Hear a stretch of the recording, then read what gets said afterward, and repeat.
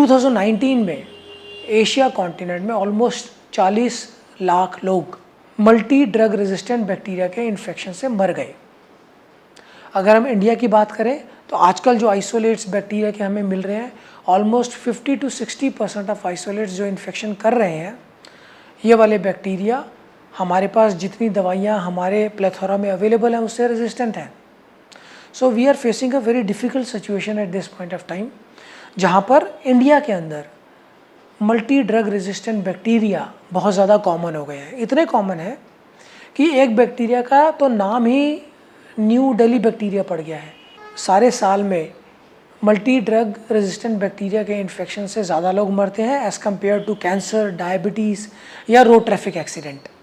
तो ये single most important cause of death हो गया है आजकल के टाइम में। तो फिर जिस इंसान को ये वाला इन्फेक्शन हुआ है, हिज फेट इज़ डूम्ड। एक सिंपल से इन्फेक्शन के कारण ये वाला इंसान मर जाएगा। Now this is a very threatening situation. अब ये वाली स्थिति, ये वाला इन्फेक्शन हमें ना हो, इससे बचने के लिए क्या करना है?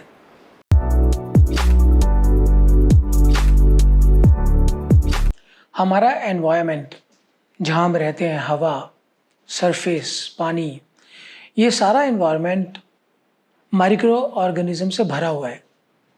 जो फंगस, बैक्टीरिया और वायरस, ये चारों सारी चीज़ें हमें सराउंड करती हैं। हर दिन हमारे शरीर के बीच में और इन बैक्टीरिया के बीच में ऑन अ डेली बेसिस एक लड़ाई चलती रहती है, जहाँ पर ये बैक्टीरिया हमें इन्फेक्ट करने की कोशिश करते हैं और हमारा शरीर अपनी रोग प्रतिरोधक क्षमता या फिर इम्यूनिटी, उसके कारण ये वाले इन्फेक्शंस को इवेड करता है। अगर किसी कारण शरीर कमज़ोर पड़ गया तो ये बैक्टीरिया हमें इन्फेक्ट कर देता है। जैसे कि बहुत दिनों तक खाना नहीं खाया, कोई डायबिटिक है, स्टीरॉइड्स ले रहा है, तो बॉडी की इम्यूनिटी कम हो जाती है और बैक्टीरियल इन्फेक्शन हो जाते हैं। पर इन्फेक्शन कोई घबराने वाली बात नहीं है, बिकॉज हमारे पास इसके लिए एक स्पेक्ट्रम ऑफ एंटीबायोटिक्स है। एंटीबायोटिक वो वाले केमिकल्स होते हैं जो लेने से ये बैक्टीरिया मर जाते हैं। अब आप फर्ज कीजिए एक ऐसी सिचुएशन जहाँ पर वो बैक्टीरिया इस प्रकार का है कि हमारे पास जितनी भी मेडिसिन अवेलेबल है, ऑल द एंटीबायोटिक, ये बैक्टीरिया उससे रेजिस्टेंट है और कोई भी एंटीबायोटिक इस बैक्टीरिया को मार ही नहीं सकता। तो फिर जिस इंसान को ये वाला इन्फेक्शन हुआ है, हिज फेट इज़ डूम्ड।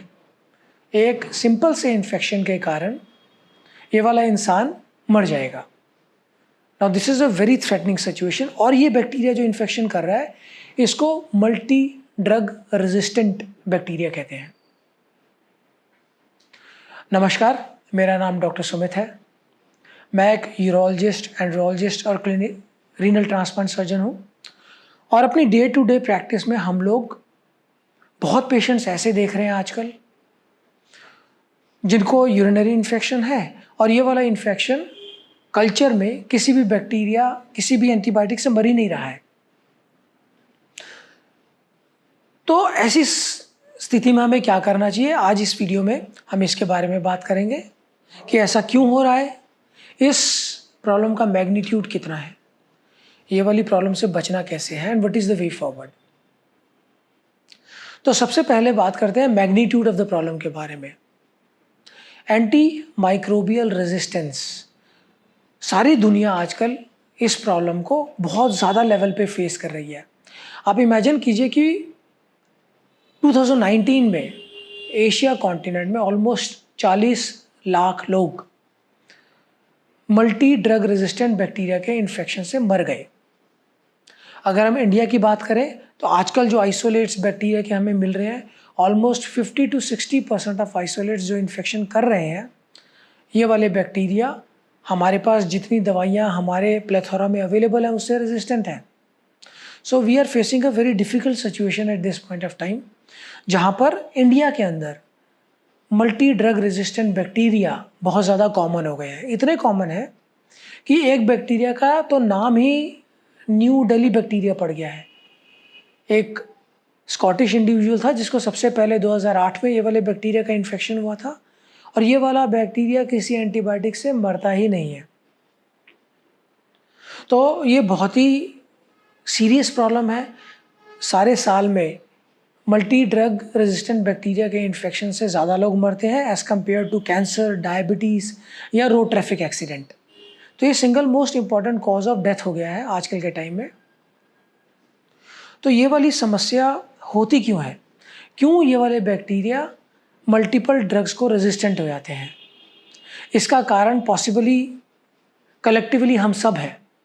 अगर हमें कोई इन्फेक्शन होता है, हम केमिस्ट के पास जाते हैं और कहते हैं भाई आप दवाई दे दो। कई बार हम झोला छाप डॉक्टर के पास चले आते हैं, वो कोई दवाई दे देता है। और इनजुडिशियस यूज़ ऑफ एंटीबायोटिक्स, ये वाली दवाइयाँ, इसके कारण ये बैक्टीरिया को आदत पड़ जाती है ये वाले एंटीबायोटिक के साथ रहने की, और इंक्रीजिंगली ये बैक्टीरिया रेजिस्टेंट हो जाते हैं। तो सबसे कॉमन कारण है इनजुडिशियस यूज़ ऑफ एंटीबायोटिक। ये इंसानों के अंदर भी है और जानवरों के अंदर भी है। एनिमल्स में भी ये एंटीबायोटिक बहुत यूज़ होते हैं, और सिमिलर बैक्टीरियल इन्फेक्शंस एनिमल को भी होते हैं, जिसके कारण भी ये वाले बैक्टीरिया इन एंटीबायोटिक को रेजिस्टेंट हो जाते हैं। तो इसके लिए कलेक्टिवली हम सबकी रिस्पॉन्सिबिलिटी ये है कि झोला छाप डॉक्टर से या सीधा केमिस्ट के पास जाके एंटीबायोटिक्स ओवर द काउंटर ना लें। ये ज़रूरी है कि अगर आपको कोई इन्फेक्शन हुआ है, किसी क्वालिफाइड डॉक्टर से मिले, और वो डॉक्टर अपने आप ही लोएस्ट एंटीबायोटिक से शुरू करेगा। और एक एस्केलेशन मैट्रिक्स होती है कि अगर छोटे एंटीबायोटिक से इन्फेक्शन ठीक नहीं हुआ तो नेक्स्ट लेवल दो, उससे नहीं ठीक हो तो नेक्स्ट लेवल दो, but the right antibiotic for the right infection, ये बहुत ज़रूरी है। और directly higher level of antibiotic नहीं चलाना चाहिए। अब ये वाली स्थिति, ये वाला इन्फेक्शन हमें ना हो, इससे बचने के लिए क्या करना है? तो देखिए, सबसे ज़रूरी तो ये है कि आपका खुद का बॉडी का रेजिस्टेंस लेवल ज़्यादा हो। रेजिस्टेंस लेवल अच्छा रखने के लिए अच्छी नींद लीजिए, कम से कम 7 घंटे की अनइंटरप्टेड स्लीप होनी चाहिए। अपनी डाइट के अंदर फ्रूट्स और वेजिटेबल्स ये डेली डाइट में रखिए। पानी का इनटेक सही मात्रा में होना चाहिए। तो इसके लिए अपने यूरिन के कलर को देखते रहिए, यूरिन के कलर को ज़्यादा येलो मत होने दीजिए। इसके अलावा खाने में स्वीट्स जितनी कम हो सके उतनी कम लीजिए। रेगुलर एक्सरसाइज कीजिए। कॉन्स्टिपेशन एक और कारण है जिसके कारण इम्यूनिटी लेवल कम हो सकता है। बॉडी के अंदर स्ट्रेस को जितना कम रखेंगे उतना इम्यूनिटी लेवल ज़्यादा अच्छा होगा। तो ये वाली सारे मीडियम्स हैं जिससे हम बॉडी के रेजिस्टेंस लेवल या रोग प्रतिरोधक क्षमता या इम्यूनिटी इसको अच्छा रख सकते हैं, ताकि हमें इन्फेक्शन लगे ही नहीं। अगर भगवान ना करे किसी कारण इन्फेक्शन हो गया है तो right antibiotic for the right infection, ये वाली चीज़ को फॉलो करना बहुत ज़रूरी है। इसलिए ओवर द काउंटर मेडिसिन ना लीजिए, किसी क्वालिफाइड डॉक्टर को दिखाइए और उनकी प्रिस्क्रिप्शन के हिसाब से ही एंटीबायोटिक लीजिए। तो ये वाला वीडियो था about a very important and common problem that we are facing, which is multi drug resistant infections. तो ये वाली चीज़ से सावधान रहना ज़रूरी है। अगर आपको ये वाला वीडियो पसंद आया, प्लीज़ ये वाला वीडियो आप लाइक कीजिए, सब्सक्राइब कीजिए। किसी इंसान को ऐसी प्रॉब्लम फेस कर रहा हो तो उसके साथ शेयर कीजिए। Thank you.